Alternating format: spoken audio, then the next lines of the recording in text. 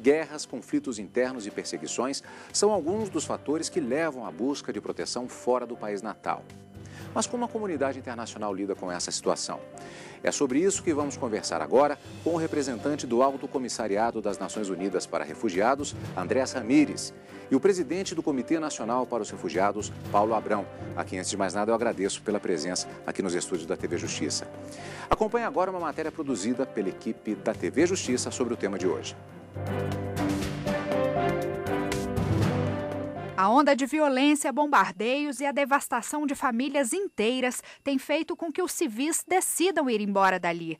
A Síria tem uma população de 23 milhões de habitantes e desde o início dos protestos sociais contra o governo de Bashar al-Assad, em março de 2011, cerca de 80 mil pessoas já morreram nos conflitos. Para tentar proteger suas famílias, mais de 1,5 milhão de sírios buscaram refúgio em outros países, de acordo com informações do Alto Comissariado das Nações Unidas para Refugiados, o Acnur. Mas ainda segundo eles, esse número pode ser muito maior. Se o fluxo de pessoas continuar assim, a previsão é de que o número de refugiados chegue a 3,5 milhões até o fim de 2013. A estimativa do Acnur é de que 6,8 milhões de pessoas, incluindo deslocados internos e refugiados, necessitem de ajuda humanitária urgente. Desse total, pelo menos 3 milhões são crianças. As condições de saúde dessa população também demandam cuidados especiais, já que muitas dessas pessoas estão doentes. É o Direito Sem Fronteiras que está no ar e eu começo fazendo a primeira pergunta com relação a uma definição que me parece que é necessária não apenas para os nossos telespectadores, mas para o próprio desempenho do trabalho que é feito em relação a este universo de pessoas. Foi citado justamente esse universo de mais de 15 milhões e 200 mil pessoas que são consideradas refugiadas. Mas o universo de pessoas deslocadas no mundo em consequência de diversos fatores, ele é bem maior. O que caracteriza, portanto, um refugiado? Eu começo com o doutor Andrés. Muito obrigado pelo convite. A verdade é que, para o tema do refugiado, existe uma normativa jurídica internacional, que é a Convenção de 1951, e tem uma definição, a definição dentro do capítulo 1 fala muito claro que um refugiado é aquela pessoa que, por motivos fundados de perseguição, teve que atravessar uma fronteira internacional, seja por causa de nacionalidade, raça, pertence a um grupo social determinado, opinião política imputada ou religião. No caso do Brasil, foi feita essa referência justamente a esse dispositivo internacional que rege justamente isso. O Brasil é signatário desse dispositivo. Isso faz com que o CONARE ele siga estas normas para definir quem pode ser classificado como refugiado?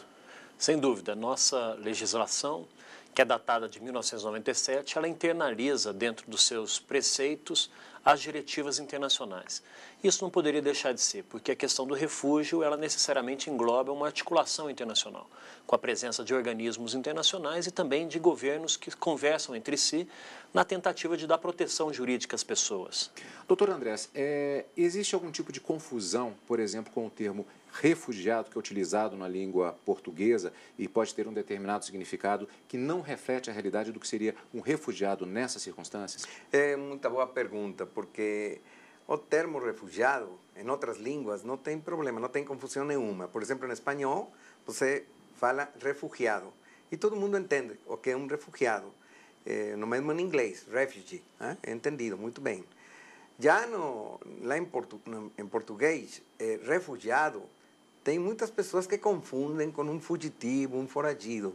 Então, sempre é muito importante fazer esse esclarecimento, que é o que é um refugiado. Então, acho que esse sempre tem que ser uma pergunta que tem que ser colocada e tem que ser bem explicada, bem esclarecida. Pouco a pouco, as pessoas também vão percebendo a diferença dos institutos. Nós não estamos aqui tratando de nenhuma persecução criminal, mas sim de um instituto protetivo na seara dos direitos humanos. A ideia principal do Instituto do Refúgio é de que todas as pessoas têm direito de ser protegidas independentemente do local onde elas estejam. E esses fenômenos que provocam eventuais deslocamentos de pessoas no seu descolamento do seu próprio território e da sua nacionalidade, eles são por causa de motivações alheias à vontade desse próprio sujeito. E é por isso que, tradicionalmente, em razão desses conflitos internacionais ou, por vezes, por conflitos internos dentro dos países, é comum que os outros países deem abrigo, né, como uma forma protetiva, porque, afinal de contas, hoje pode ser que sejamos nós que estejamos recebendo mais refugiados. Num passado muito recente, fomos nós, brasileiros, que precisamos que boa parte dos ex-perseguidos políticos da ditadura militar no Brasil precisasse de refúgio em outros países. Então, é um instituto que reflete um pouco esse ambiente de solidariedade. Eu vou insistir no doutor Abrão ainda, porque é um ponto que é bastante específico da realidade brasileira agora, que temos acompanhado, que é o caso dos haitianos. Há uma confusão também nesse ponto. Eles não são, na maioria das vezes, pelo contexto que existe em relação àquele país, refugiados. A despeito de os haitianos, ao ingressarem no Brasil, receberem um protocolo de refúgio, a sua regularização não se deu pelo Instituto do Refúgio. Eles estão sendo regularizados por um visto especial, um visto humanitário, que lhes concede residência permanente no país e que é resultante dos compromissos e responsabilidades internacionais que o Brasil tem com o Haiti. Mas para chegar a essa regularização de um visto permanente, foi necessário que anteriormente eles requisitassem o protocolo de refúgio. Então, por isso que existe essa confusão. Mas todos os haitianos regularizados no Brasil hoje são considerados migrantes econômicos. Poderiam ter sido eventualmente internalizados caso a nossa legislação prevesse a condição de refúgio ambiental, que é uma discussão doutrinária hoje muito forte, que é a de que, para além de fatores históricos ou de afirmação de relações de poder que invocam a situação de as pessoas terem que sair do seu território, eventualmente situações traumáticas ou catástrofes naturais também possam promover esses deslocamentos. Mas como não é um caso da legislação brasileira, eles foram internalizados como residentes permanentes. Doutor Andrés, além da questão legal propriamente dita, do arcabouço legal internacional assinado pelos países justamente no acompanhamento dessa questão, existe a necessidade de se adequar este arcabouço legal também a questões logísticas.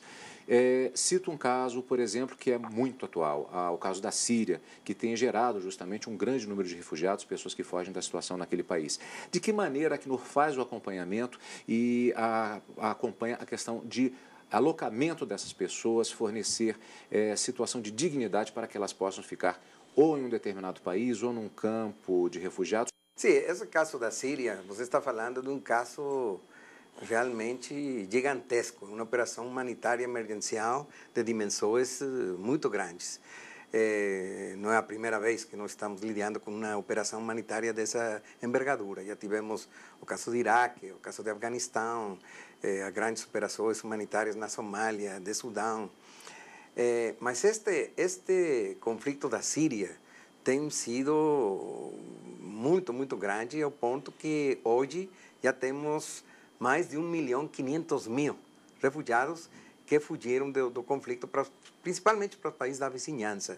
A grande maioria deles está indo para a Jordânia, estão indo para o Líbano, para a Turquia e até para o Iraque, sendo que no Iraque a situação ainda não está totalmente estável. Então, para que a pessoa tenha que fugir e ir para o Iraque, porque a situação lá dentro da Síria está muito complicada. Além disso, temos milhões de deslocados internos dentro da Síria, que é até complicado saber exatamente quantos são. Como é que nós lidamos? A primeira coisa que o Acnur faz é fazer o que nós chamamos de planejamento de contingência, que basicamente trabalhamos com os governos dos países vizinhos para mais ou menos fazer um planejamento de quantas pessoas poderiam sair por causa de um conflito. Quando o Acnur tem uma ideia mais ou menos clara de que vamos ter um conflito em alguns dos países próximos, temos que nos preparar e temos que trabalhar com a sociedade civil, junto com os governos, até porque nós temos escritórios em todos esses países, e não apenas na capital, mas temos também os escritórios espalhados ao longo do país. Então, isso possibilita que nós tenhamos informações de primeira mão, e isso permite que nós tenhamos mais ou menos clareza de quando poderia ser o conflito, quando poderiam sair, por onde poderiam sair, quais poderiam ser os pontos de cruze para a fronteira internacional. Mas é complicado, quase um planejamento sem ter certeza de que isso de fato vai acontecer. Temos escritórios na fronteira, trabalhamos muito próximo dos governos e também com as diversas instituições para dar um atendimento emergencial, seja em saúde pública, seja em atendimento de alimento, de artigos não alimentares, tendas para as pessoas poderem ter abrigo. Mas também muitas das pessoas chegam com as famílias, muitas estão sendo acolhidas pelas famílias. E nós temos que les ajudar, porque as famílias também estão em condições, às vezes, precárias. E é para nós também um apelo muito forte para a comunidade internacional para poder dar resposta efetiva. Um trabalho de grandes proporções, extremamente necessário, sobre o qual nós continuaremos a falar logo depois do nosso intervalo. Direito Sem Fronteiras volta já, não saia daí. Vem aí o Congresso de Direito Internacional, os desafios do Barreau Invisible, a contribuição dos conselheiros jurídicos dos estados à consolidação da Corte Internacional de Justiça. O evento tem como finalidade analisar as recentes contribuições da Corte Internacional de Justiça à ciência do direito internacional, através da perspectiva de seus conselheiros jurídicos. De 10 a 12 de junho, na Universidade Federal de Santa Catarina. Informações e inscrições no site www.iusgentium.ufsc.br. Direito Sem Fronteiras está de volta. Hoje estamos falando sobre refugiados. Doutor Abrão, portanto, nós falamos inclusive no final do bloco anterior a respeito especificamente do caso da Síria. Como esta situação especificamente tem afetado o Brasil neste contexto internacional? Nós temos dois dados estatísticos importantes que se relacionam com o que o Andrés estava dizendo anteriormente. O Brasil também foi afetado por esse deslocamento, esse conflito na Síria. Nós já recebemos até o presente momento um número de solicitantes de refugiados sírios dentro do nosso território nacional que ultrapassa todas as médias anteriores que nós já havíamos recebido dessa comunidade. No atual momento, nós já temos em torno de 180 sírios reconhecidos como refugiados, advindos desse conflito, vivendo do território nacional. Uma observação importante é de que esse processo de integração dos sírios no Brasil, de alguma forma, ele foi muito facilitado na medida em que nós já tivemos, num passado muito recente, uma migração de comunidades sírias, de comunidades libanesas, outras comunidades árabes, o que facilita os contatos, a integração na intermediação de mão de obra dessas pessoas, e inclusive também no processo de integração social, o fato de eles terem dentro do nosso país alguma referência, e essas comunidades de empresários têm nos ajudado a conseguir emprego e a estabelecer um padrão de vida regular para os sírios que estão vindo, se deslocando, escolheram o Brasil para se refugiar. E, em segundo lugar, evidentemente, para eles, vale todo o serviço de proteção e de apoio que todo e qualquer refugiado tem recebido no Brasil. Nós temos uma rede de organizações da sociedade civil conveniadas com o Ministério da Justiça, que prestam apoio jurídico, apoio de explicação de quais são as nossas normas internas, de conhecimento das nossas regras de trabalho. Existe um programa no Ministério do Trabalho focado na intermediação de mão de obra para refugiados.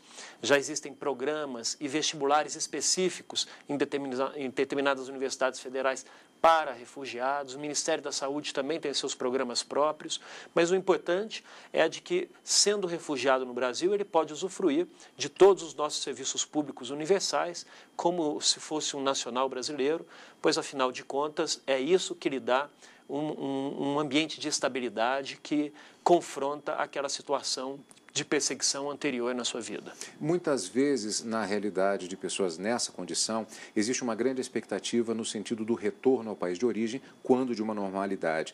E o Brasil também tem sido um país que, no que se refere à imigração de uma maneira geral, tem sido receptivo. Muitas pessoas têm se integrado plenamente à vida. As novas gerações fazem parte da realidade brasileira ou a maioria tem retornado para os países de origem? Não, a grande maioria tem permanecido no nosso país. Em verdade, nós estamos nesse instante realizando um estudo junto com o IPEA que traçará um perfil socioprofissional dos refugiados no Brasil e nos permitirá identificar individualmente onde estão, com quem se relacionam, que atividades profissionais estão desenvolvendo. Mas o acompanhamento que as atuais estruturas do Estado têm conseguido fazer tem nos demonstrado que eles têm permanecido no Brasil. É claro que existe também um determinado instituto dentro do programa de refúgio, chamado cessação de refúgio. Ou seja, quando aquelas condições originárias do fundado temor de perseguição política, elas se cessam, como ocorreu recentemente na Angola e na Libéria, o CONARE, com articulação com o Acnur, tem autonomia para declarar a cessação daquela condição de refúgio. Isso significa dizer que as pessoas podem, se quiserem, voltar para o país. Mas a nossa praxe tem sido a de sempre, quando isso acontece, agregar a essa medida de cessação do refúgio a possibilidade de eles regularizarem a sua permanência no Brasil pelo Instituto da Residência Permanente, pois, afinal de contas, normalmente quando isso acontece, eles já estão vivendo aqui há mais de 10 anos, já estão suficientemente integrados à nossa cultura, à nossa realidade, e os seus projetos de vidas já se realizam aqui. O Brasil já é o novo lar dessas pessoas. O doutor Andrés falou a respeito dos países árabes, inclusive no caso específico da Síria, as pessoas acabam procurando justamente aqueles países que não só são fronteiriços, mas também têm uma afinidade cultural, exatamente por serem países árabes. É o que acontece normalmente nessas situações, a questão cultural, a questão da própria língua facilita a recepção das pessoas refugiadas? Claramente. Por exemplo, aqui no Brasil, temos muitos refugiados colombianos. E sendo que eles falam espanhol, mas é uma língua mais próxima do português e tem também, são católicos, a cultura é bem mais parecida à cultura brasileira, então eles se adaptam mais rapidamente. Já outras nacionalidades têm mais dificuldades, mas acabam por se integrar, porque, sobretudo, com cursos de língua portuguesa, eles acabam aprendendo a língua, podem se inserir mais rapidamente no mercado de trabalho e acabam se integrando, até porque a sociedade brasileira é uma sociedade muito aberta. E eu acho que tem muita empatia para as pessoas estrangeiras. Em geral, eu acho que o Brasil é um dos países que tem essa flexibilidade de tentar entender ao outro. Até porque o Brasil mesmo tem sido historicamente um país de imigrantes. Então, eu acho que isso também é um elemento importante a considerar. Aqui no Brasil, temos tido também algumas culturas, como por exemplo os palestinos e de outras nacionalidades asiáticas, que temos que ter um acompanhamento maior, porque tem mais dificuldades com o tema cultural. Esse sim é um tema importantíssimo para a pessoa poder se integrar. Nós, no momento que estamos gravando o nosso programa Direitos Sem Fronteiras de hoje, nós temos algumas decisões relativas especificamente ao conflito na Síria, que é a decisão, já há algum tempo já havia sido tomada a decisão no sentido da Rússia fazer o fornecimento de mísseis especificamente para o governo em questão, e a Europa anuncia também o fim do embargo também de fornecimento de armas ao outro lado do conflito, digamos assim. Sem entrar, é claro, no mérito da questão do conflito propriamente dito, vem a seguinte pergunta: isso gera alguma expectativa, a entrada de armas, independente do ponto de vista da questão dos refugiados? Claro, porque claramente, se você tem mais armas, tem mais conflito, né? As armas não são para paz, são para guerra. E claramente isso vai ter um impacto também em mais saídas, mais refúgio. E nós estamos muito preocupados, até porque a resposta da comunidade internacional em termos de apoio humanitário nunca é a mesma que a resposta que eles têm para fazer a guerra. Então, essa sempre é uma preocupação que nós temos. Até agora, temos um apelo de mais de $1 bilhão e temos tido um apoio de mais ou menos os 70% dessas necessidades. E isso também tem um impacto, a nível de outras operações que nós temos espalhadas no mundo, porque o que acontece é que o ACNUR tem que dar prioridade a essas grandes operações, que neste momento estamos tendo muitas operações humanitárias e crises humanitárias muito fortes, e então, para operações mais estáveis, mais pequenas, temos um orçamento mais apertado, porque os doadores acham que essa não é a prioridade, sendo que a verdade é que também as necessidades são grandes em nossas outras operações. De onde é proveniente o recurso, ou de onde são provenientes os recursos justamente para essas operações? Normalmente nós, o ACNUR, tem um orçamento baseado nas doações voluntárias. Dependemos muito das doações voluntárias. Agora, além do problema dos conflitos, estamos tendo a crise muito forte orçamentária da Europa. Sabemos que essa crise já tem muitos anos e que ainda não está claramente a luz ao final do túnel. Então, esses mesmos principais doadores estão em condições complicadas para nos apoiar, para que a gente possa lidar com os problemas. Aqui no país, por sorte, temos também uma situação muito mais estável, temos parceiros muito experientes, e também o mesmo Ministério da Justiça, que tem uma colaboração muito importante para poder a gente enfrentar a situação de refugiados aqui no país. Uma pergunta que eu faço aos dois é justamente em termos de Brasil e em termos internacionais, que é a seguinte questão. Pela própria natureza dos conflitos, pela situação que caracteriza estes países, temos uma situação de caos. E existe uma grande quantidade de pessoas que saem dos respectivos países. Existem também situações como, por exemplo, tivemos na antiga Iugoslávia a situação de refugiados e também de criminosos de guerra. Existe a necessidade de se definir quem é quem, justamente, por um próprio aparato burocrático. E existe uma corrida contra o tempo, pois se trata até mesmo de vidas que estão em jogo, principalmente se trata de vidas em jogo. Como o Brasil atua quando recebe essas pessoas justamente para fazer essas identificações? É uma preocupação? Sem dúvida alguma. O Brasil ele tem uma tradição de buscar sempre a solução pacífica dos conflitos internacionais. Não é por acaso que a nossa região é uma região sem guerras, é uma região onde se construiu tradicionalmente, por meio de muita cooperação internacional e integração entre os países, um diálogo intercultural e de respeito à diversidade e à pluralidade.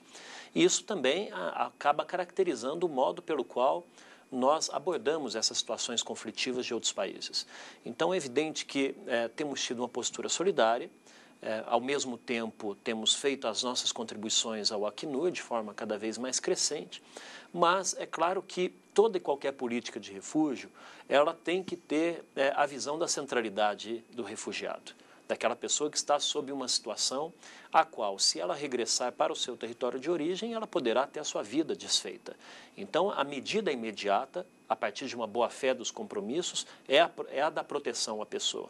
Posteriormente, nós poderemos averiguar se, eventualmente, houve ou não algum tipo de desvirtuamento do Instituto. Porém, os requisitos hoje são muito rigorosos, pois, afinal de contas, o solicitante de refúgio, ele se apresenta junto à nossa Polícia Migratória, responde a um conjunto de questionários, por sua vez também é ouvido pela nossa sociedade civil, depois o CONARE faz uma entrevista de elegibilidade e a conjunção dessas informações e outras instruções documentais, elas nos dão garantias e segurança suficiente para o reconhecimento da condição de refúgio. Se, por acaso, algum criminoso internacional ele adentrar dentro do nosso país de forma irregular ou não documentada, ele estará sujeitado aos nossos processos de deportação ou de expulsão ou de extradição, a depender da situação em concreto. Um elemento para ter uma decisão bem feita no âmbito das deliberações que temos dentro do CONARE é a informação do país de origem, né? Então, esse é um trabalho que fazemos, sobretudo o ACNUR, e que é uma das principais formas de a gente colaborar com o CONARE e com as decisões do CONARE. Até porque o ACNUR, como estava explicando, temos escritórios quase em todos os países, sobretudo os países onde temos conflitos. Então, isso permite a gente ter uma ideia melhor do que está acontecendo. E assim fazemos a pesquisa de país de origem e compartilhamos com o CONARE, e o CONARE estuda e aprofunda, e nas deliberações dos membros do CONARE, isso é levado em conta para fazer uma decisão o melhor possível. Eu conversei com o representante do Alto Comissariado das Nações Unidas para Refugiados, André Samires, e o presidente do Comitê Nacional para os Refugiados, Paulo Abrão. Eu agradeço pela participação no nosso programa de hoje, Direitos Sem Fronteiras, e agradeço também a você por estar conosco em mais uma edição. Mande a sua sugestão para a equipe do programa. Nosso e-mail é o direitosemfronteiras@stf.jus.br. E na página da TV Justiça você pode rever este e outros programas. Basta acessar o site www.tvjustiça.jus.br. Nos encontramos na próxima semana. Até lá!